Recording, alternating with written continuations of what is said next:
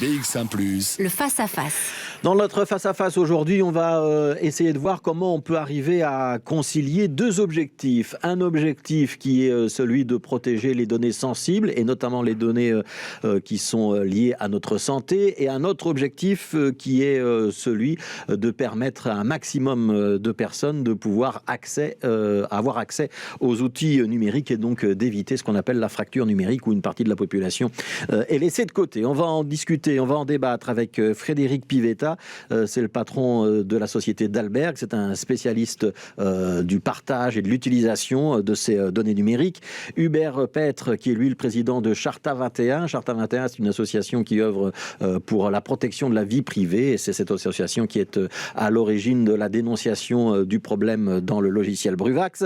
Et on aura comme troisième interlocuteur Fabien Masson, qui est lui coordinateur à lire et écrire, et qui s'occupe notamment de tout ce qui est technologie de l'information et de la communication au sein de cette association Lire et écrire. On va d'abord peut-être rappeler ce qu'est cette affaire Bruvax pour que tout le monde comprenne les tenants et les aboutissants de ce débat, Arnaud Bruckner.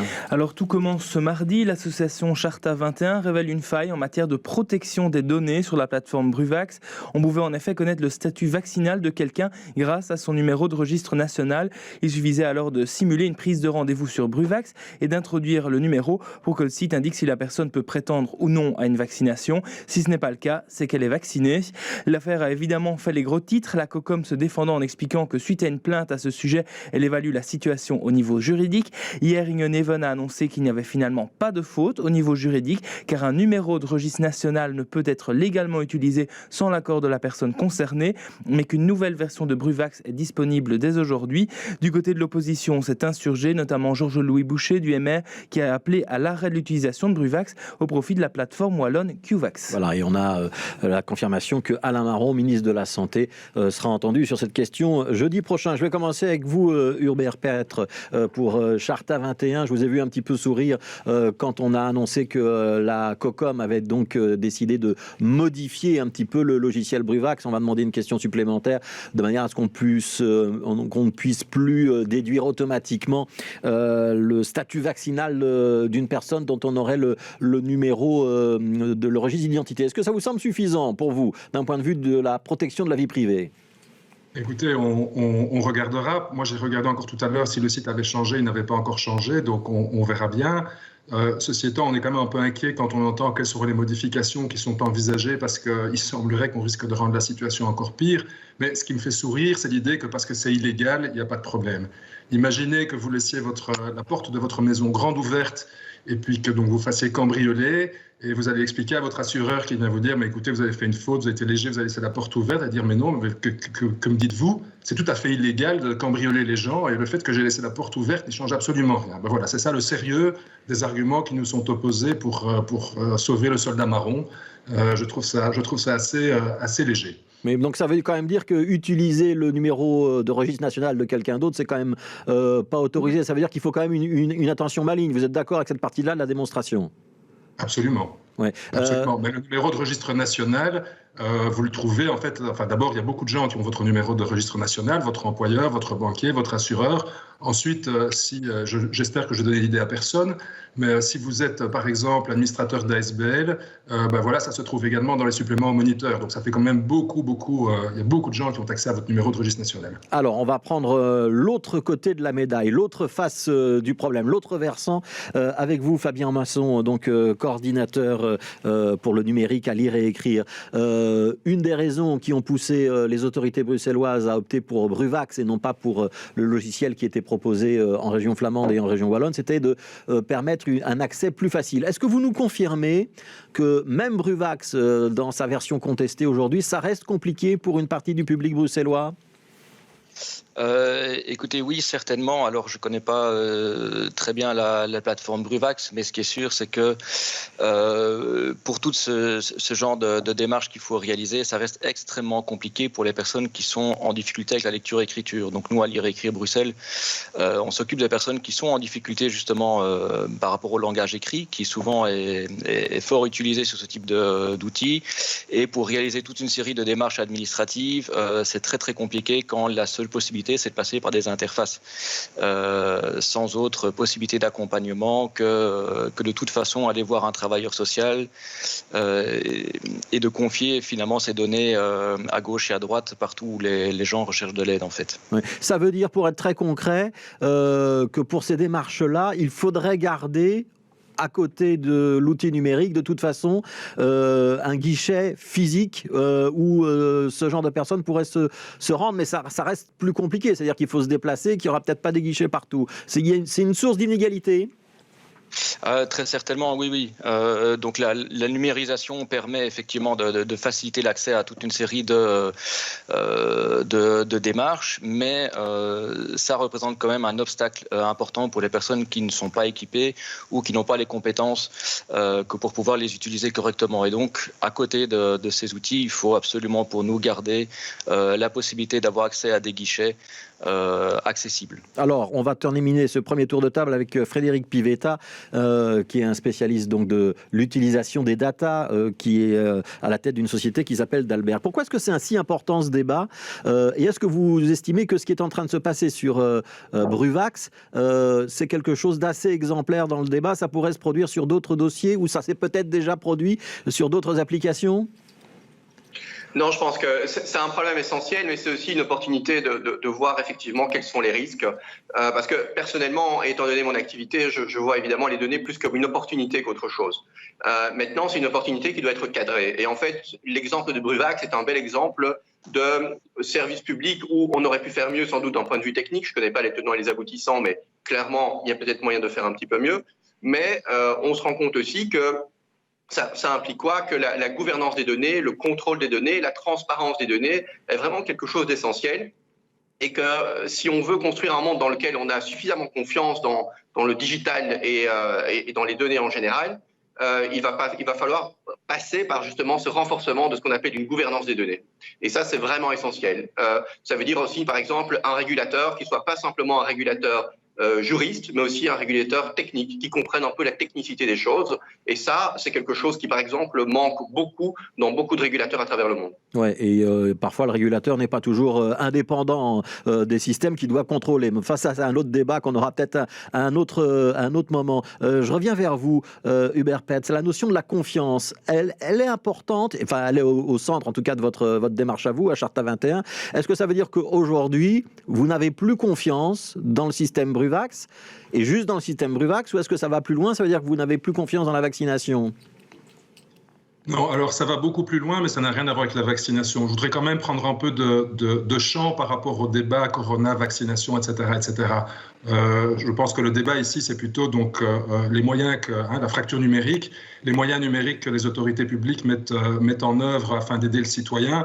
Et ça, évidemment, je veux dire, toute personne de bon sens sera d'accord avec vos deux autres intervenants. C'est que d'une part, il est clair qu'il faut essayer d'améliorer le fonctionnement, de donner accès à plus de gens et de manière plus souple, tout en restant dans les clous. Et comme le faisait remarquer M. Masson, qu'il faut aussi tenir compte des personnes pour qui c'est moins évident et qui sont des citoyens tout autant que les autres et qui doivent être aidés tout autant que les autres. Donc ça, il n'y a pas de discussion à ce sujet-là. Mais pour revenir à votre question, non, nous n'avons pas confiance dans les autorités belges en général, tout niveau confondu, au niveau de la gestion des données personnelles. Pourquoi? Parce qu'en fait, elles ont un palmarès absolument déplorable. Alors, je vais vous donner des exemples. Donc, il y a une fuite de la base de données UBO des autorités belges. UBO, c'est Ultimate Beneficiary Owner, c'est-à-dire ce sont les personnes qui sont les propriétaires des actions des grandes sociétés. Il y a un registre qui existe. Ce sont des données qui sont confidentielles, ou en tout cas pour la plupart confidentielles. Donc en Belgique, elles ont fuité. Et alors on a essayé de vous expliquer que c'était pas grave, qu'il n'y avait pas de problème, etc., etc. Enfin bon, soit. Donc c'était un premier exemple de catastrophe en réalité. Où voilà, il y a le dossier Elena qui veut passer il y a pas longtemps, enfin dont on a entendu parler il y a pas longtemps. Donc avec où également une légèreté tout à fait coupable dans la gestion des données. On se rend compte qu'en fait, toute une série de personnes qui n'étaient pas autorisées avaient accès à toutes les données de votre dossier médical, ce qui est quand même extraordinairement grave. Et puis alors, il y a la question du Covid scan, pour laquelle notre association, Charta 21, est devant le juge des référés pour l'instant, où là également, il y a une faille de sécurité. Ouais, Frédéric Pivetta, il y a moyen de protéger efficacement toutes ces données, ou est-ce que c'est pas un petit peu quand même le tonneau des Danaïdes et peine perdue, parce que de toute façon, il y aura un jour un hacker qui fait que ces données, elles seront à un moment sur la place publique, et on fait même commerce de ces données, hein? Non, mais il ne faut pas non plus penser qu'on va pouvoir construire un coffre-fort autour des données comme toute chose, en fait. Il y aura forcément des fuites. Mais c'est pour ça que c'est important d'avoir des personnes comme M. Petre autour de la table et un régulateur. Il y a une autre chose à laquelle on pourrait réfléchir, c'est justement renforcer d'un côté l'intervention des pouvoirs publics en termes de qualité du réseau technique, en termes de cybersécurité, par exemple. C'est essentiel. Aujourd'hui, la cybersécurité est un sujet essentiel. Et l'autre chose, c'est justement d'être un petit peu plus volontaire, en quelque sorte, d'avoir des plateformes où on pourrait échanger les données, mais de manière sécurisée. Il existe aujourd'hui, par exemple, en Belgique, une entreprise qui s'appelle Data Village, qui est en train de développer ça. L'idée du secrétaire d'État Mathieu Michel autour du Digital Wallet, c'est pas autre chose. Disons qu'il y a un aspect cybersécurité d'un côté et puis un aspect aussi volontariste de l'autre. Essayons de construire des endroits où on peut justement échanger les données en toute sécurité, de manière transparente, où tout le monde est au courant de tout. Ouais. Mais construire un mur autour des données en supposant qu'il va être étanche, il ne sera jamais étanche. Ouais, mais ça veut dire, Frédéric Pivetta, qu'on devrait peut-être demander aux citoyens quelles données il accepte de partager. Par exemple, moi, je n'ai pas de problème à partager mon statut vaccinal. Je pourrais cocher une petite case en disant, bah oui, j'ai pas de problème, cette donnée-là, elle peut être publique. C'est ça votre idée ? Alors, ça peut être ça. Maintenant, il y a deux choses là-dedans. La première chose, c'est oui, c'est ça. Et par exemple, une société comme XMe va sans doute aller vers ce genre de choses où ils vont, si vous voulez, garder l'ensemble des consentements des citoyens autour de partage des données pour certains sujets. Mais il y a aussi autre chose que dans certains cas, les données peuvent devenir un bien public et donc l'État pourrait s'en saisir pour faire des choses, comme par exemple dans le cadre d'une pandémie. Mais de nouveau, si ce n'est pas régulé, si ce n'est pas encadré, s'il n'y a pas un régulateur avec quelques connaissances techniques, ce sera compliqué, il y aura des fuites. Alors on est dans ce débat qui est entre l'utilisation des données et la fracture numérique. On va repartir du côté de la fracture numérique. On va expliquer concrètement ce que c'est, Arnaud Bruckner. Alors la fracture numérique, c'est tout simplement l'impossibilité pour certaines personnes d'utiliser les outils numériques ou en tout cas certaines difficultés. Et on a pu tous le constater au cours de la crise que la fracture numérique s'est accentuée entre les inscriptions à la vaccination ou simplement l'utilisation de la visioconférence. Autant de casse-tête pour nos aînés, pour les personnes qui n'ont pas de facilité avec cet outil numérique. Selon les chiffres de la Fondation Roi-Baudouin qui datent de juillet dernier, 4 Belges sur 10 sont à risque d'exclusion numérique. Le tout évidemment lié à leurs connaissances, mais aussi aux revenus. De quoi pousser les différentes autorités, par exemple, en matière d'inscription à la vaccination, à créer une série d'initiatives diverses pour aider ceux qui ont des difficultés à s'inscrire soi-même. Néanmoins, rappelons qu'il y a un mois, 200 assistants sociaux avaient signé une carte blanche dénonçant la numérisation de nombreux services, ce qui les force à devoir consacrer un temps de plus en plus grand à gérer les demandes en ligne des personnes qu'ils aident, plutôt qu'à faire leur travail de prévention. Alors Fabien Vincent, je reviens vers vous. Quand on dit 4 Belges sur 10, ça semble un chiffre énorme qui sont en difficulté avec le numérique. Et quand on dit ça s'est accentué ces derniers mois avec la Covid-19, vous nous confirmez ces deux éléments d'information ? Oui, tout à fait. Alors, c'est 40% effectivement de la population, en sachant que je pense, si ma mémoire est bonne, qu'on ne prend pas en compte les personnes de plus de 74 ans dans ces chiffres-là. Donc, si on prenait en plus les personnes plus âgées, on serait bien au-delà de 4 personnes sur 10.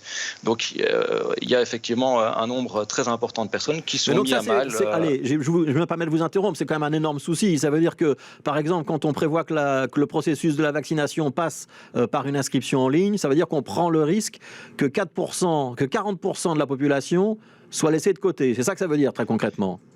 Alors, ça veut dire surtout que ces 40% de la population vont devoir se faire aider pour faire leur démarche. Et pour rejoindre avec la question de la vie privée, de la protection des données, là, on se trouve vraiment en amont en fait, du processus. C'est que ces personnes-là vont devoir de toute façon partager leurs données personnelles, leur code PIN, leur numéro de registre national, les accès, leurs identifiants à toute une série de personnes pour réaliser leur démarche, puisqu'ils ne peuvent plus avoir directement l'interlocuteur de l'administration concernée, mais c'est l'assistant social, c'est l'animateur d'école de devoirs, c'est le formateur d'alphabétisation, et toutes ces données sont éparpillées un petit peu partout dans les mains de personnes qui ne sont pas habilitées, qui ne sont pas formées pour les traiter. Ouais. Pour être très concret, et pour revenir peut-être un petit peu à Bruvax, Fabien Masson, imaginez qu'on doive authentifier son identité par un système qui peut être le fameux logiciel XMe que certains ont sur leur téléphone, ou par un lecteur de carte d'identité,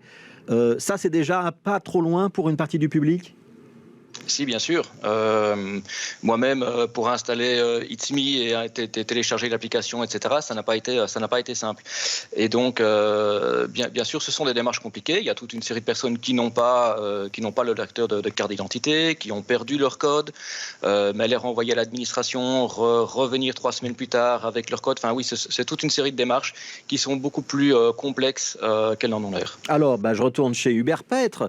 Si c'est compliqué, It's Me, si c'est compliqué d'avoir un lecteur de carte d'identité, ça veut dire que l'authentification, c'est un vœu pieux, c'est un petit peu compliqué. En tout cas, si on veut s'adresser à toute la population. Si on veut s'adresser à toute la population, certainement. D'ailleurs, je voudrais rebondir sur ce que dit M. Masson. Dans un passé éloigné, quand j'étais avocat, j'ai été nommé plusieurs fois président de bureau de vote. Et là, vous vous rendez compte, quand vous devez aider des gens à utiliser le vote électronique, vous vous rendez compte d'abord que beaucoup de gens ne savent pas lire.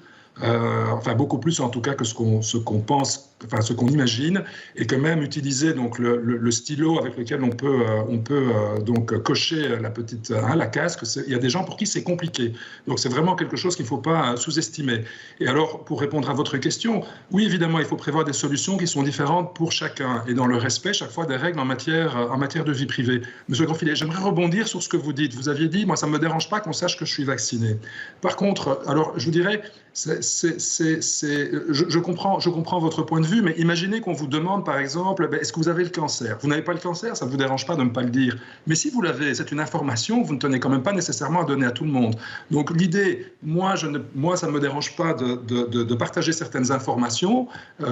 Oui, d'accord, mais il faut penser à tous les autres aussi, pour qui ces informations, et pour des motifs qui sont parfaitement honorables, pas parce que vous êtes un malandrin ou un bandit, posent des questions beaucoup plus importante. Ouais, je vous confirme que par exemple mon vote il doit rester secret et j'y tiens notamment pour des raisons professionnelles. Je reviens chez vous, Frédéric Pivetta. Est-ce qu'il y a moyen, je vais être très pratique et très direct, est-ce qu'il y a un moyen de protéger les données ou de permettre l'authentification de la personne qui est de l'autre côté du web sans que ce soit trop compliqué? Est-ce que techniquement ce serait possible pour vous? Écoutez, honnêtement, on dit que It's Me c'est compliqué. Alors je veux bien que ce soit compliqué, mais 60% de la population belge aujourd'hui a plus ou moins installé It's Me d'une manière ou d'une autre et a réussi à le faire. D'accord, on n'aura jamais 100%. De la même manière que vous n'aurez jamais 100% des gens qui savent lire et écrire. C'est une question d'éducation, une question de temps, une question d'investissement public, une question d'investissement associatif. Mais au-delà de tout ça, il y a donc moyen techniquement, et It's Me franchement en est un bel exemple, oui, il y a moyen. Il y a moyen de savoir. Et donc voilà, c'est une question maintenant de temps et d'éducation, je pense. Ouais. Est-ce que vous nous confirmez qu'il y a quand même des gros enjeux derrière toutes ces données? Donc là, on parle peut-être de la vaccination, peut-être que ça n'intéresse pas tout le monde, la vaccination, mais quand on commence à parler d'autres données, ça peut être du business juteux derrière? C'est du gros business. C'est du gros business. Et quand vous voyez la capitalisation boursière de Facebook, Google et les autres, honnêtement, oui, bien sûr que c'est beaucoup d'argent. Aujourd'hui, les citoyens et les individus ne capturent qu'une petite fraction de cet argent. C'est pour ça qu'il existe et qu'il faut développer encore plus des modèles économiques qui vont permettre aux gens de contrôler leurs données, de les vendre s'ils le veulent, en tout cas d'en tirer un certain bénéfice économique, ce qui aujourd'hui est très difficile à faire pour un individu quelconque. Ouais. Hubert Petre, est-ce que Facebook ou d'autres réseaux sociaux, ça fait partie de vos terrains de chasse futurs à Charta 21? Parce que vous êtes intervenu sur Bruvax, mais on pourrait peut-être s'intéresser à toutes les données qu'on met dans la nature sur les réseaux sociaux, parfois à notre insu ou souvent en n'étant pas tout à fait conscient de ce qu'on a coché lorsqu'on a accepté les conditions d'utilisation, hein, parce que la plupart des gens ne les lisent pas, en fait, pour être franc. Bien sûr, évidemment que la plupart des gens ne les lisent pas. Moi non plus, je suis juriste. Vous pensez, si je commençais à lire tout ça, j'en finirais pas. Enfin, faut être honnête. Non, écoutez, d'abord, heureusement, il y a déjà beaucoup de gens qui s'y intéressent. Donc nous, personnellement, on n'a pas nécessairement besoin d'affecter nos moyens à cela, mais c'est évidemment un enjeu. Et d'ailleurs, c'est un enjeu également d'un point de vue des autorités publiques, puisqu'à partir du moment où tous ces renseignements sont collectés, ça veut dire que les autorités publiques y ont accès. C'est donc ça le problème qu'il y a, par exemple, aux États-Unis.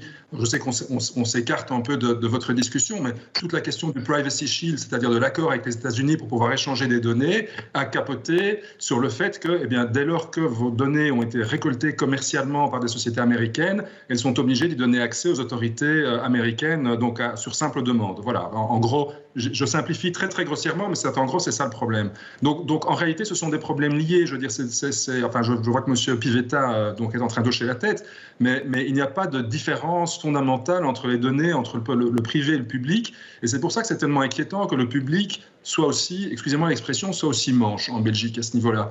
Parce que, et j'entends ce que dit M. Pivetta au sujet de tout ce qu'il y a moyen de faire avec les données, etc., etc.